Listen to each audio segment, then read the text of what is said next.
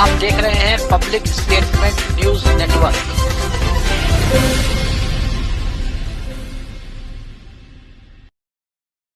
नमस्कार, आप देख रहे हैं पब्लिक स्टेटमेंट न्यूज। कानपुर के थाना सजेती के ग्राम बारीपाल में एक विकलांग दंपति को इलाके में रहने वाले दबंग परिवार ने जमकर मारा पीटा और घर क्षतिग्रस्त कर जान से मारने की धमकी दे रहे हैं, जिससे पीड़ित दंपति घर छोड़कर कानपुर पुलिस ऑफिस के बाहर शरण लेकर न्याय की गुहार लगाई।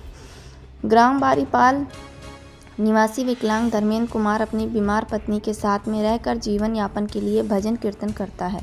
पीड़ित धर्मेंद्र ने बताया कि उसके बगल में रहने वाले रमेश, राकेश और उसकी माता शांति देवी और उनकी बहू सुमन देवी एक रायमत होकर अचानक घर पर हमला कर दिया और घर पर तोड़फोड़ कर दिया।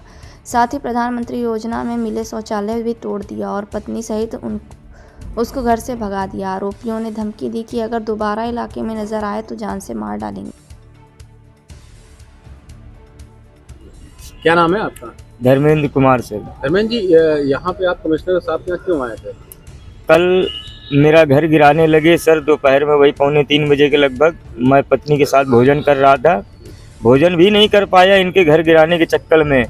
और ये बगल के राकेश कुमार, रमेश कुमार, इनकी पत्नियाँ और इनकी माता साथ में मिल करके मेरी लेटरिन, मेरी दीवारें सब गिरा दिया, तहस नहस करके रख दिया, मेरे कमरे की छत भी तोड़ डाली।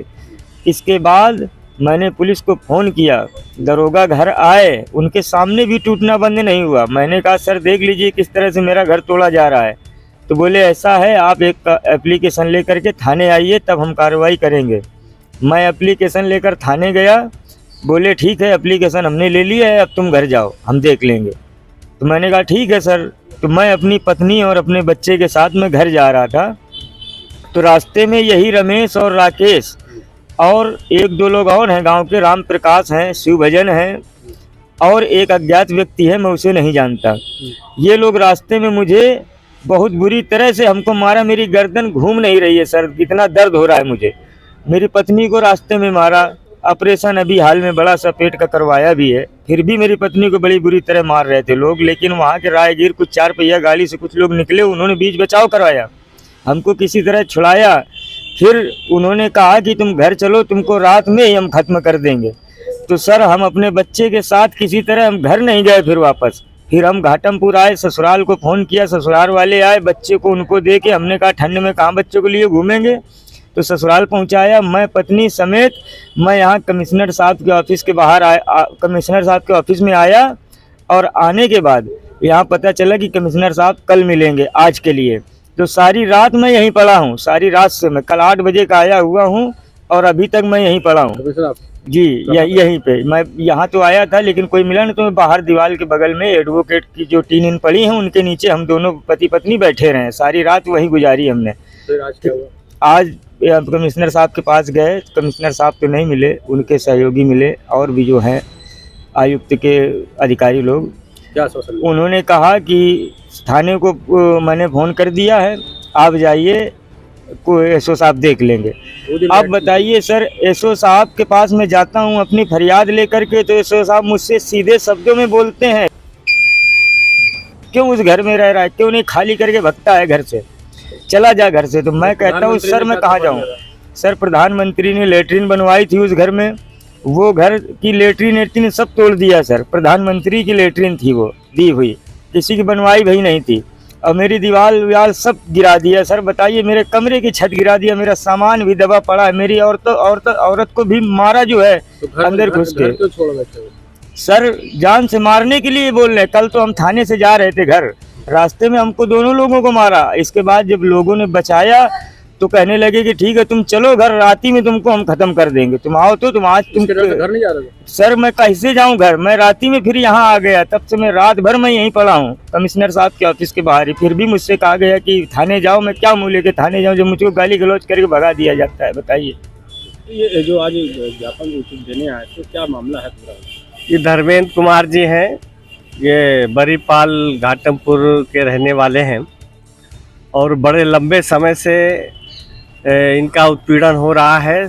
थाना सजेती की पुलिस अभियुक्तों से मिली हुई है, जिसकी वजह से कोई कार्रवाई करने के बजाय जब भी कोई घटना होती है तो वो पुलिस समझौते पे लग जाती है। जबकि नियम ये है कि किसी का भी हो मामला, उत्पीड़न अगर हो रहा है तो एफआईआर दर्ज होनी चाहिए। एफआईआर दर्ज नहीं होती, इसके लिए पिछले महीने में हम लोग जो है आए थे 5 दिसंबर को, पुलिस आयुक्त महोदय से मिले थे, पूरी सिचुएशन से अवगत कराया गया था। लेकिन दुर्भाग्य ये है इस देश का कि उत्तर प्रदेश में राज्य चाहे जैसा हो, लेकिन दिव्यांग व्यक्तियों को न्याय नहीं मिल रहा है।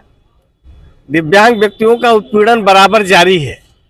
पुलिस आयुक्त से मिलने के बाद भी अगर किसी दिव्यांग व्यक्ति को, गरीब व्यक्ति को न्याय न मिले तो पूरी व्यवस्था पर एक सवाल है।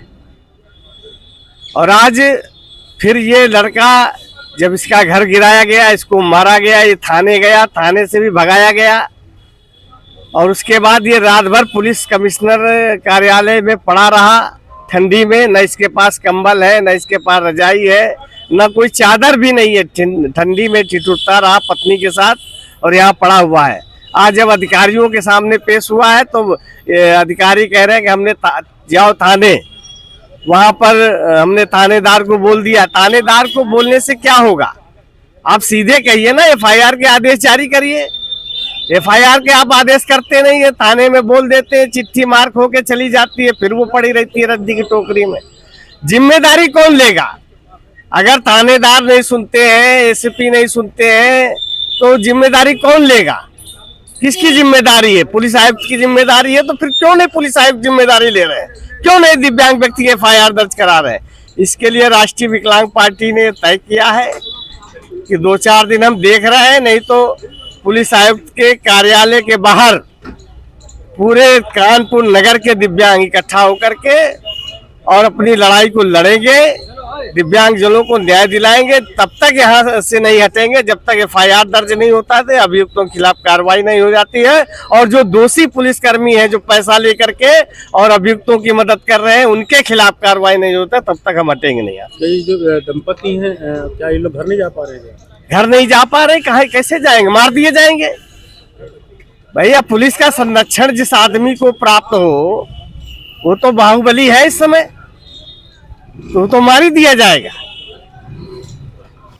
हमारे चैनल पब्लिक स्टेटमेंट न्यूज को लाइक करें, सब्सक्राइब करें और कमेंट कर बेल आइकन को जरूर दबाएं।